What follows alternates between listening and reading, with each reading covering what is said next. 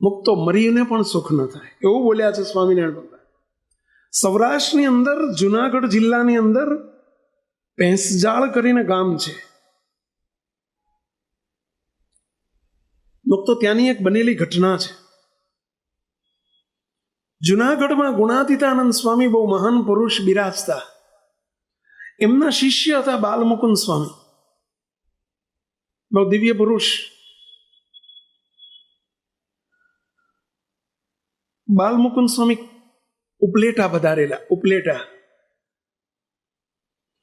અને બનેલી ઘટના છે, ભેંસજાળ ગામના એક પરિવારની આ કથની છે. પટેલ પરિવાર, વૃદ્ધ બાપા, નામઠામું અત્યારે સભા છે મોટી ના આપી શકું.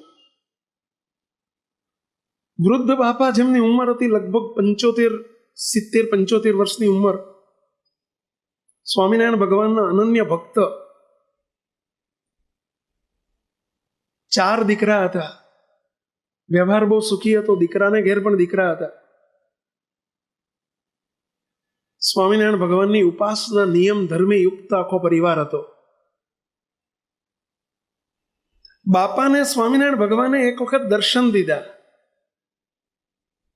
સવારમાં વહેલી સવારે બેસીને ખાટલામાં બેસીને 4 વાગે ઉઠીને માળા કરતા. અને એક દિવસ માળા કરતા હતા અને એમણે સ્વામિનારાયણ ભગવાને દર્શન દઈને કહ્યું કે ભગત, આવતીકાલે સવારે અમે તમને વહેલા 6 વાગે તેડવા આવવાના છીએ, અક્ષરધામમાં લેવા આવવાના છીએ, તૈયાર રહેજો. એમણે પોતાના દીકરાઓને આ સમાચાર આપ્યા. સ્વામિનારાયણ ભગવાન આટલા મેસેજ આપીને અંતર્ધ્યાન થઈ ગયા, અદૃશ્ય થઈ ગયા. એમણે પોતાના દીકરાઓને, ઘરના પરિવારજનોને મેસેજ આપ્યા, સમાચાર આપ્યા કે સ્વામિનારાયણ ભગવાને મને દર્શન દઈને કહ્યું છે આવતીકાલે સવારે 6 વાગે મને તેડવા આવવાના છે. સગા સંબંધીઓને બોલાવી લીધા કે બાપાને છેલ્લી વખત મળવું હોય તો બધા આવી જાઓ. બહુ મોટો પરિવાર હતો, 50 માણસો રાત સુધીમાં આવી ગયા. બહેનો, દીકરીઓ, બનેવીઓ, બધા સગા સંબંધી કરી કુટુંબ પરિવાર ભેગો થયો. રાત્રે બધાએ ધૂન કરી બધાને કહ્યું કે મને વિદાય આપો, સવારમાં 6 વાગે સ્વામિનારાયણ ભગવાન મને લેવા આવશે, હું જવાનો છું. અને બન્યું પણ એવું છે. 5 વાગ્યા, 5:30 વાગ્યા બધાને કે ધૂન કરો, સ્વામિનારાયણ મહામંત્રની ધૂન ચાલુ કરાવી. બધાને કે આવ્યા, 6:05 બાકી હતી ને એકદમ બાપા હુતા હતા, બેઠા થઈ ગયા. નહીં તાવ, નહીં તરિયો, નહીં માંદા, નહીં કશું જ, એકદમ બેઠા થઈ ગયા. અને કે આવ્યા સ્વામિનારાયણ ભગવાન, ગોપાળાન સ્વામી, ગુણાયતાન સ્વામી, બ્રહ્માન સ્વામી, મુક્તાન સ્વામી, મોટેરા સંતો છે અને હું જઉં છું અક્ષરધામમાં. સ્વામિનારાયણ ભગવાન મને એવા દર્શન આપે છે કે જાણે વિમાન લઈને મને તેડવા આવ્યા છે, હું જઉં છું. એટલું કહેતા કહેતા જ બાપા ઢળી પડ્યા. દિવ્ય દર્શન કોઈને થયા નથી, પરંતુ એમણે એનું વર્ણન કર્યું છે. આ વાતને 20 વર્ષના વાણા વહી ગયા. આ વાત બની અને 20 વર્ષના વાણા વીતી ગયા. એક દિવસ ઘટના એવી બની કે જે એમના 4 દીકરા હતા, એમાં સૌથી નાનો દીકરો અને નાના દીકરાના જે ધર્મપત્ની હતા, અને એમને ખૂણામાં બેસીને રડ્યા કરે. ઘરમાં ખૂણામાં બેસીને રડ્યા કરે, માથે ઓઢી અને રડ્યા કરે. ન કંઈ બોલે, ના કંઈ ઉત્તર કરે. બધા પૂછે કે છે શું, કંઈ તકલીફ છે, શરીરમાં તકલીફ છે? રડ્યા જ કરે, દિવસ રાત રડ્યા કરે. ન કંઈ ખાય, ન કંઈ પીવે, ન જમે, ન મંદિરે જાય. ગામમાં મંદિર હતું બહેનોનું, પણ ન જાય, રડ્યા જ કરે. બધા ઘરના સભ્યો વિચાર કરે કે આપણે સ્વામિનારાયણ ભગવાનના આશ્રિત છીએ, કંઈ એવી મેલી વસ્તુ આપણા ઘરમાં તો હોય નહીં.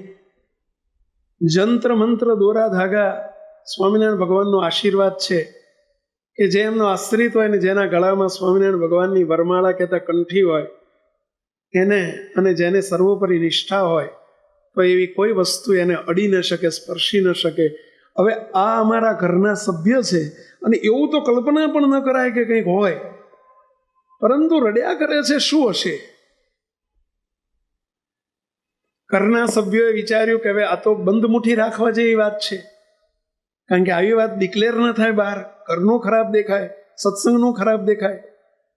એટલે એમની પાસે જુનાગઢથી લાવેલું પ્રસાદીનું જળ હતું, અને પ્રસાદીનું જળ ભગવાનને ધરાવી અને રાત્રે બધા ચારેય ભાઈઓ અને ચારેય ભાઈના ધર્મપત્ની છોકરાઓને અને બાળ બચ્ચાને સુવાડી અને ઘર બંધ કરી અને બારણું બંધ કરીને ઘરમાં 8 સભ્યો બેઠા, વડીલો. અને એમણે પેલા રડતા સભ્ય, જે એમના નાના દીકરાના ધર્મપત્ની હતા, જે રડ્યા કરતા હતા છેલ્લા 8 દિવસથી, એમની ઉપર સ્વામિનારાયણ સ્વામિનારાયણ સ્વામિનારાયણ કરી અને પેલો જળનો છંટકાવ નાખ્યો. જળ છાંટવા માંડ્યું એટલે એકદમ ધ્રુસકે ને ધ્રુસકે જે શાંતિથી રડતા હતા એ એકદમ ઉચ્ચ સ્વરે પોક મૂકીને રડવા માંડ્યું. બાકીના 7 સભ્યોએ કહ્યું, મોટા ભાઈને એમના ધર્મપત્નીએ પૂછ્યું કે આપ રડો છો કેમ અને કોણ છો?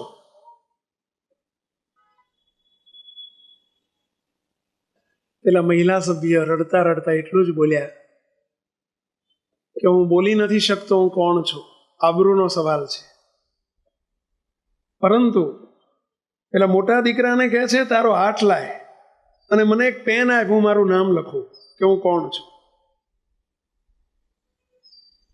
મોટા દીકરાએ હાથ ધર્યો, આમ હથેળી ધરી એટલે પેનથી લખ્યું હું તારો બાપ છું. વિશ્વાસ આવે એવી વાત નહોતી, કારણ કે 20 વર્ષ પહેલા કહીને ધામમાં ગયા છે કે હું ભગવાનના ધામમાં જઉં છું, ભગવાન મને તેડવા આવ્યા છે અને હું ગોપાળાન સ્વામી, ગુણાયતાન સ્વામી મોટા સંતો સાથે છે અને હું જઉં છું, એવી ભલામણ કરીને ગયા છે.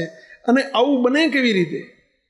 એટલે કોઈને વિશ્વાસ આવતો નથી. બધા કે ખોટી વાત છે, શક્ય જ નથી.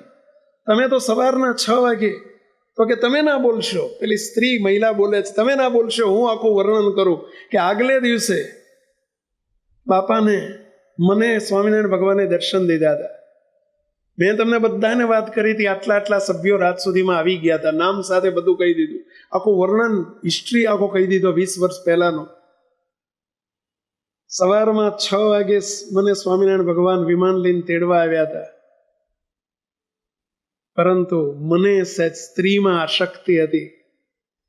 જાણે મને એવું થયું કે ગામના તળાવ ઉપરથી, ગામનું જે લેક હતું, તળાવ હતું, તળાવ ઉપરથી વિમાન ચાલ્યું જાય છે અને હું બારી આગળ બેઠો છું અને એ વખતે તળાવમાં સ્ત્રીઓ સ્નાન કરી રહી હતી અને મારી નજર બહાર ગઈ અને મને સહેજ વિકાર ઉત્પન્ન થયો.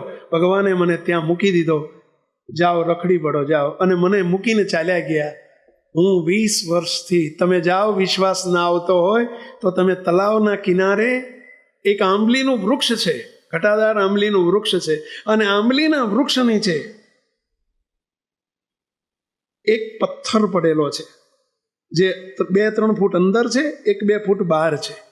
અને એ પથ્થરને તમે ઊંચો કરજો, કોદાળી પાવડો લઈને કરજો, એની નીચે એક દર છે અને દરમાં હું સાપ રૂપે હું બેઠો છું, લીલો છમ જેવો સાપ છે. હું 20 વર્ષથી રીબાઈને અંદર બેઠો છું. હવે મારે મોક્ષ જોતો છે, તમે જાઓ. હું એટલા માટે અહીં આવ્યો છું કે હવે હું ઘણું મેં સહન કરી લીધું, મારી ભૂલનું પરિણામ મેં સહન કર્યું છે અને હવે મને પારાવાર પસ્તાવો થાય છે. જુનાગઢમાં ગુણાયતાન સ્વામીના પરમ શિષ્ય બાલમુકુંદ સ્વામી બિરાજે છે અને એમની પાસે જઈને મારી આ વાત કરો ને મને મોક્ષ અપાવો, મારે કલ્યાણ જોઈએ છે.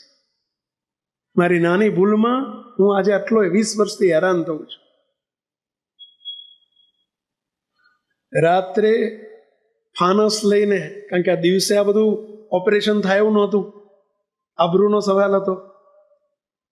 રાત્રે 2 દીકરાઓને ત્યાં જાય છે, તળાવના કિનારે આંબલીનું વૃક્ષ નીચે પેલો પથ્થર ઊંચો કર્યો અને રાત્રે ફાનસથી જોયું.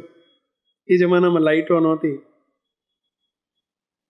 નીચે એક સાપ બેઠો છે, લીલો છમ જેવો, દરની અંદર. અહેસાસ થયો કે આ સત્ય હકીકત છે, આ કોઈ બનાવટ નથી. બીજે દિવસે સવારમાં 4 ભાઈઓ જુનાગઢ પધાર્યા.